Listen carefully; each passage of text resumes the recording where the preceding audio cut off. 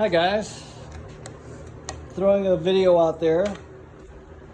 I've got a friend, another YouTuber, who I sold my Cuda drive shaft to because I put in a longer drive shaft and I had a large U-joint drive shaft that I wasn't using, so I sold it to him. And I was watching his videos on his Cuda with a 5.7 Hemi put in it, and I was kind of helping him with questions from my YouTube channel and how his wasn't running. So I usually don't do this because I'm too busy, but I just said, send me your wiring harness and your computer, your PCM, and I'll see what I can check. Because here's my simple wiring harness here. You've seen it in my videos. Real short, plugs into the connector. He sent me his whole wiring harness, but this is the part I'm concentrating on because I'm gonna hook it up. I'm gonna verify all my wires compared to his wires and see where he went wrong, because he has everything marked for me. You know, I'm gonna do the usual. Once I check out his wiring, make sure I don't blow anything on mine. I'll make sure his does the handshake. Okay, do you hear that? It energizes the relays, ASD relay, and then clicks off. So on mine, it does the handshake with the throttle body. So I'm gonna put his computer on, his PCM, and we're gonna start with that and see if his does the handshake. And then I'm gonna go wire by wire. I'm not gonna bore you with that, with me using my continuity tester and my cheap Craftsman meter on tone. So it beeps whenever I touch them together.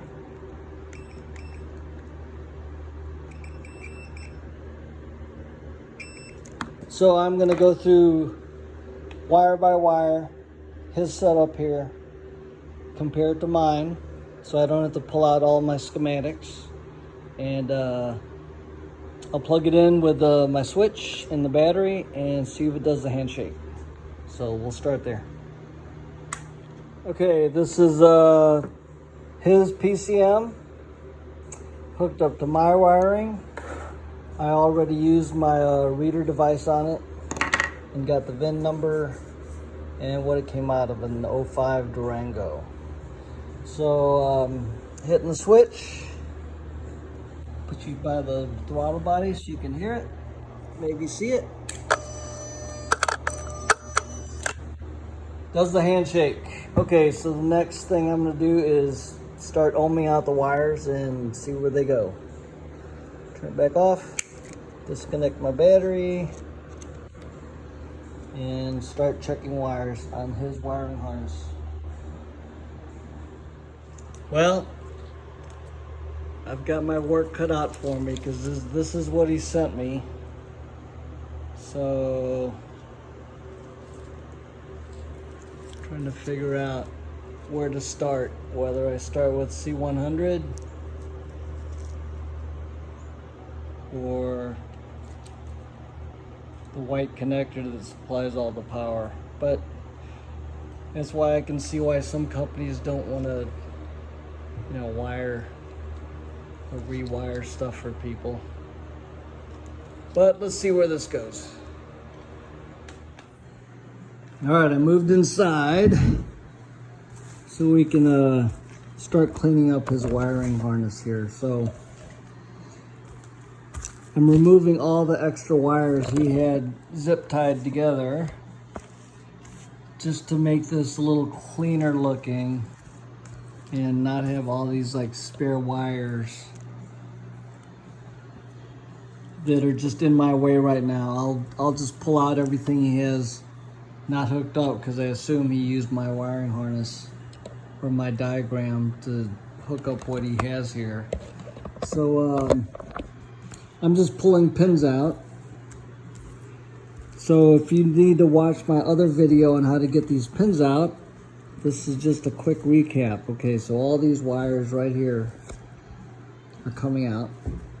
So the first thing you do is unlock the lock. So now it's unlocked. And I have a little safety pin here. And if you watch my other video and look at this, I'm always going to be putting the pin in to the little slot and then prying against towards the hole, towards the pin. So I'm in the slot and I'm prying towards the pin, and you'll feel a spring-loaded part in there. It's releasing. So what you're actually doing, here's a pin, and there's just a little piece of plastic inside. Can you see that? Or is that a focus? There's just a little piece of plastic that's just kind of holding against the edge, like right here. So what you're doing is you're pulling this away so that this can pull out. Okay? So the piece of plastic is part of the connector.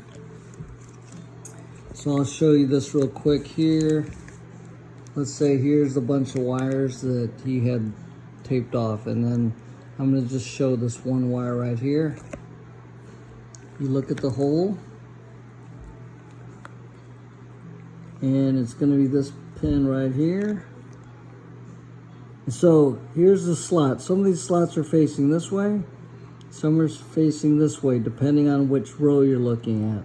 So you always want to go in towards the pin and then push it towards, you're in the slot, but you're always prying towards the pin real lightly, and you'll feel the spring pressure in there. So I'm pulling against it right now. I can feel the little tab hitting on the point of the needle, and then while I'm holding that, I just should be able to pull this wire out. Oh, I'm pulling the wrong one. So like, make sure you're on the right one. See, I was wiggling it, and I can see it moving inside there, and I knew I was on the wrong pin. So watch, I'm gonna put it in here. I'm pointing it towards the pin. Now I'm prying it towards the pin, and the wire just comes right out like that. So I know some of you guys were, asking about, you've been trying and you can't get the pins out. So look, this one's 1, 2, 3, 4. This white wire my fingers are on. I'll do this one more time, and then I'm gonna shut off the video so I can pull the rest of these out. So I'm gonna go down 1, 2, 3, 4. Stick it in towards the pin like I'm sliding it against the pin, the point of the connector, the point of the pin towards the connector. Now I'm pulling it towards the connector, and I should be able to just pull this wire right out of there, like that. All right, so I'm gonna pull the rest of these out and clean up all of his other connectors. Got another one right here. I already yanked them all out. Remember, you're on this side of the orange connector was part of the engine wiring harness, so I'm just dealing with the black and the white right now.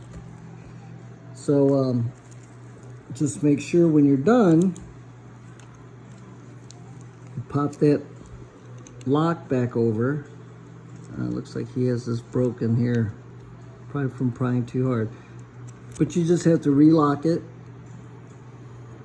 And it should snap like that, or else you won't be able to plug this back into the PCM. When that lock is the other way, it gets in the way of the slot, so it won't press all the way in. So if you can't press that down into the pins, just look at your lock, because you didn't lock it back and you're still in the unlocked position. Right, so let's finish this up and then start checking continuity on the pins. I've got my little got my diagram that I had posted in another video Real simple ASD fuel pump and start relay. So I had some people asking, you know, about some of these pins, but everything was in that video because this is what I drew up for that last relay video. All right, so we'll continue this after I pull all these extra pins out. It's just a rehash of how to get the pins out of there and release it with a little safety pin. You got to just have a, I used push pins in my other video. This is just a little safety pin. Because if the pin's too big, it won't easily go in the slot.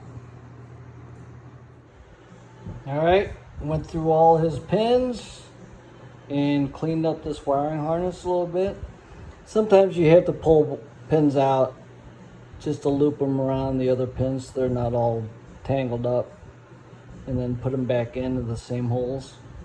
So these are all his extra wires I pulled off. There's a few left for like MDS, which tell them not to use or not even hook that up. I know some people get better gas mileage with it, but it keeps your all that tension off your chain from bouncing around, and don't need it. Okay, so as you can see, everything looks neater. Everything goes where it's supposed to go. I checked with all my, you know, all my pins as to how I make them. So we're gonna hook this up. I'm not checking his engine harness because mine's still hooked up on the engine. If this runs okay with my engine harness, I'll put his engine harness on my engine, and everything should work. Or I'll just ohm out all of his pins, check for continuity.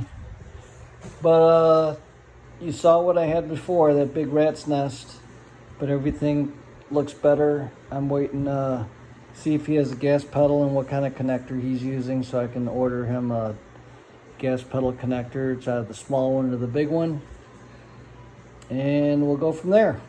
Stay tuned. Maybe I'll put these videos together and send it up as the first part, so you guys get to see this.